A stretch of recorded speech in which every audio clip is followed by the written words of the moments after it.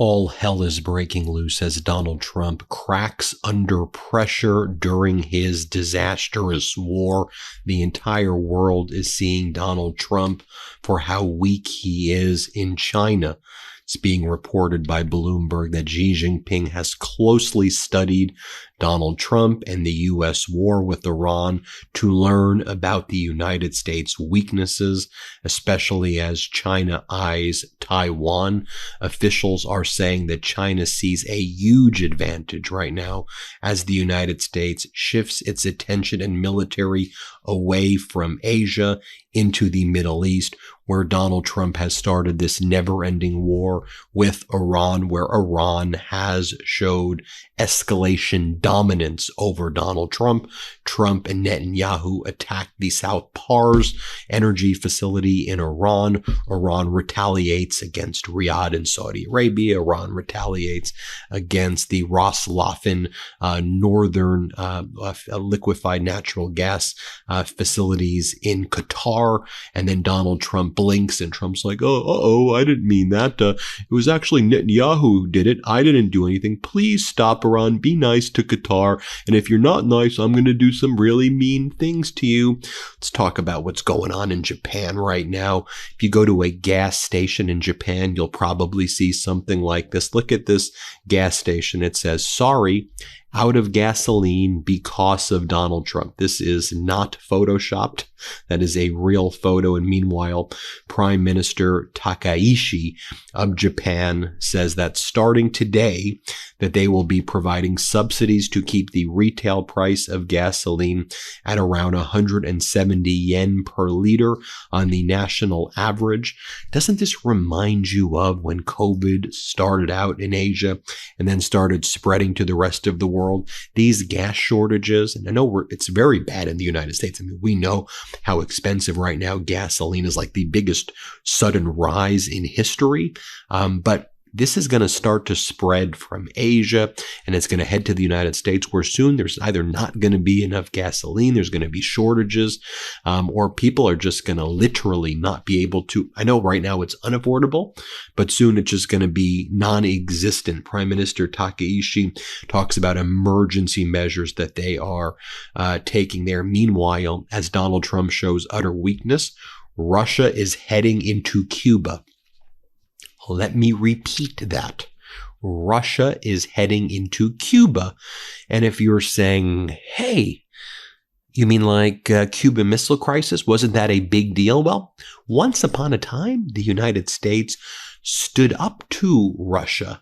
Now, Donald Trump removes oil sanctions from Russia, allows Russia to make huge profits, while Donald Trump is the latest number? Donald Trump's going to want about $200 billion more in a military supplemental. So as the American people are suffering, Russia is the main beneficiary of this war in Iran. And Russia is heading to Cuba. 2 Russian ships carrying oil and gas are on their way to Cuba, despite U.S. pressure and sanctions under Donald Trump. I guess the pressure don't apply to Donald Trump's buddy Putin. The shipments come as Cuba faces a severe energy crisis highlighted by a recent nationwide blackout and months without fuel deliveries, Clash Report explains. From Financial Times, the extra supply could help ease shortages that have disrupted hospitals, transport, and daily life. 2 shipments of Russian oil and gas head to Cuba in defiance of the U.S. They see you as weak, Donald. They see that you blink. You went in with Netanyahu, blew up the South Pars facility in Iran. Iran blew up the facilities in Riyadh and in Qatar. And then you said, oopsie, we're not going to do this again. They see you blink. China right now, they're bringing their ships up the Strait of Hormuz. You do realize that, idiot Donald, right?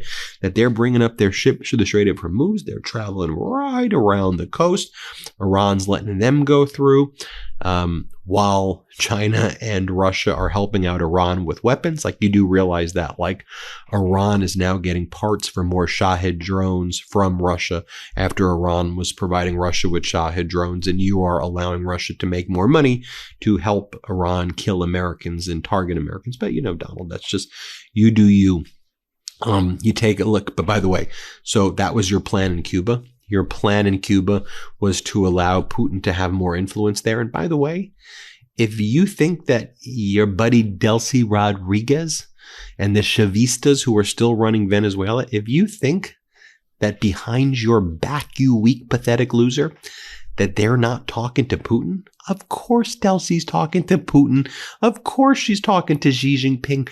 And they're all laughing in your face, Donald. By the way, you have Japan and South Korea tapping into their stockpiles. Southeast Asian countries, as Dropside explains, very much exposed right now. Thailand has banned most oil exports, imposing price controls. It's urging remote work and reduced travel. It's like in Asia right now, remote work, reduced travel. That's why I said this is very reminiscent. I mean, it's its own crisis, obviously. It's not a pandemic with a actual virus, but it's a Trump virus right now that's spreading. As you know, the price per barrel of oil over $110 right now. Take a look at what's going on in Germany. Germany's Chancellor Friedrich Merz on Iran. Washington did not consult us and did not declare European aid to be necessary. The Chancellor of Germany said quite the contrary. Donald Trump said, we don't want your help. We don't need you. Go away. Okay. We would have, and then Germany Chancellor said, we would have advised against following this path in the way it is currently being followed. Spain's Prime Minister Pedro Sanchez had Zelensky over, and he said, I want to be clear. While Donald Trump is out there betraying you, we will not forget. Spain, Europe, we will not forget what Ukraine is doing. We won't let this distract us. I thought that was a powerful message right there from Pedro Sanchez. When it comes to dog food, sometimes it feels like you have to choose. You either get something fresh and healthy or something that's easy to store and serve, but not both. That's exactly why I want to tell you about Sundays. Sundays was founded by a veterinarian and mom, Dr. Tori Waxman, who got tired of seeing so-called premium dog food packed with fillers and synthetic ingredients. So she created Sundays, air-dried, real food made in a human-grade kitchen with the same care that you would use for your own meals. Every bite is made from real meat, fruits, and vegetables. No kibble, no weird ingredients you can't pronounce, and absolutely no fillers. In fact, Sundays invests 50 times more in its ingredients compared to typical dog food brands because your dog deserves real quality, not cost cutting. And here's what I love most. It's incredibly easy. You just scoop and serve. No freezer, no thawing, no prep, no mess. For me, I think about how I feed myself and the people I love. I want real, clean, high quality food. Why wouldn't I want the same for my dog? And since switching, I've noticed better energy, a healthier coat, and just an overall happier pup. You can really see the difference. Make the switch to Sundays. Go right now to sundaysfordogs.com/Meidas50 and get 50% off your first order. Or you could use code Meidas50 at checkout. That's 50% off your first order at sundaysfordogs.com/Meidas50. sundaysfordogs.com/Meidas50 or use code Meidas50 at checkout. That's MEIDAS50. Want to share this with you as well. Oman's foreign minister, Badr al-Busaidi, right? He was the guy who was the main mediator between the United States and Iran in late February, on that day where there was a major breakthrough in mediated discussions, right? You had the national security advisor from the UK was in the room as well.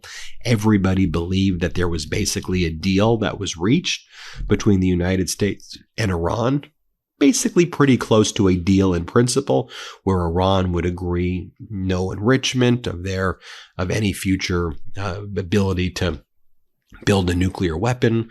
very strong protocols. Iran basically agreed to everything. And look, Witkoff and Kushner, who were the main negotiators for the United States, as Oman's foreign minister explained, and as UK's national security advisor explained, they were basically proxies of Netanyahu. Like, they didn't know what they were doing. They were there. They were joking about the Florenschein, whatever they call it, those shoes that Donald Trump buys his staff members. Like, Trump guesses your shoe size and he buys you these like weird shoes and he makes you wear them even if they don't fit you. So like, apparently Witkoff and Kushner were showing off their shoes to the Iranian negotiators, while the Oman foreign minister, the UK national security advisor, and others were doing the hard work. But whatever, they got a deal in principle that would have been very good for the United States and the world. And then that night, Netanyahu said, okay, we got to invade. Donald, you joining me? Because if you don't, they're going to attack you. And Trump's like, bet, I'm going to do it. So here's what the foreign minister of Oman told The Economist yesterday. Iran's retaliation against what it claims are American targets on the territory of its neighbors was an inevitable, if deeply regrettable, and completely unacceptable result.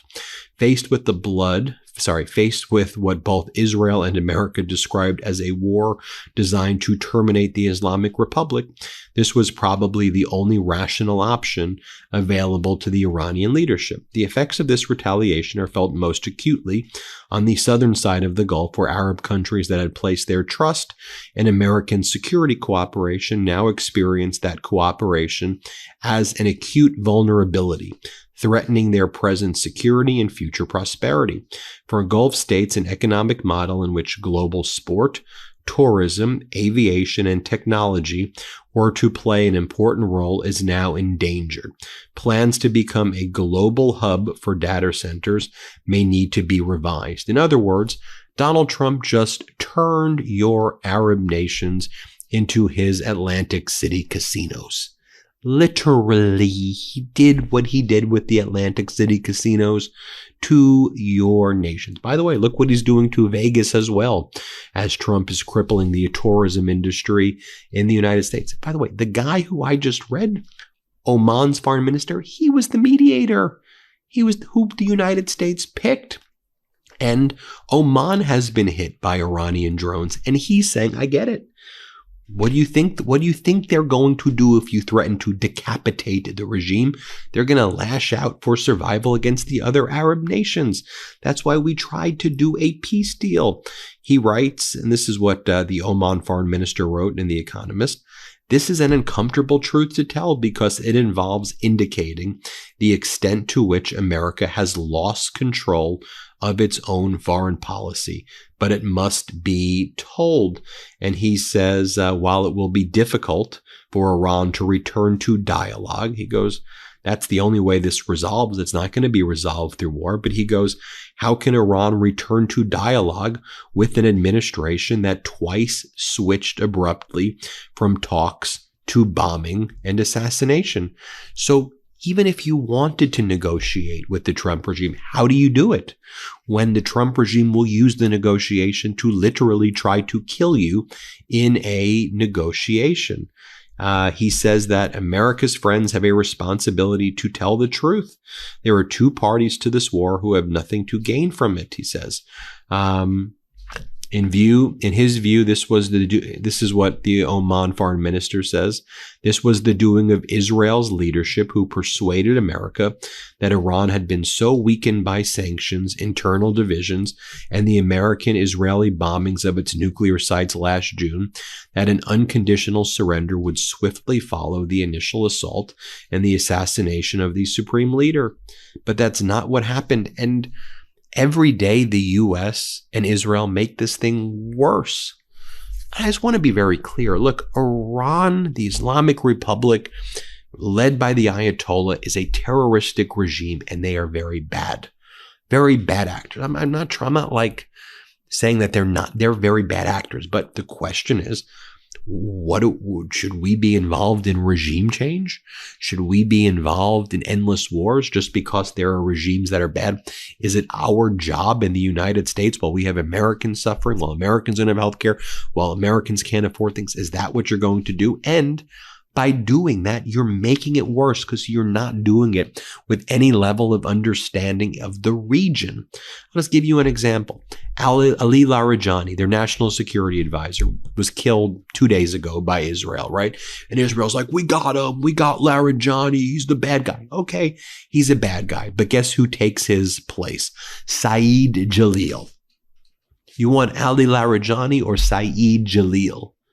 Okay, Saeed Jalil, 10 times more extreme than Larijani. The same way you get rid of Ayatollah Khomeini, you get Mojtaba Khomeini. You get his son, a more extreme version of him. Iran's leadership is such that they have 3 to 7 people ready to fill any one position. One person gets killed, another person moves in, and usually someone more extreme than the next. So you've killed Larijani, who is probably one of your last hopes at negotiating, and you bring in possibly Saeed Jalili. Now, it's going to be up to Pezeshkian, the president of Iran, to make that selection. But lots of people say it's people like Saeed Jalili who are going to be picked, and that is bad. That's bad news for the United States right now. What else we got while we're on the topic?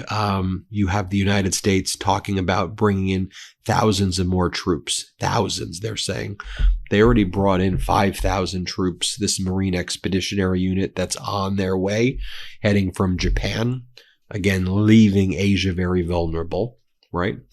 And then thousands of more troops, because Donald Trump is seriously contemplating a ground invasion now of Iran, not just the Strait of Hormuz, but the coastline of Iran.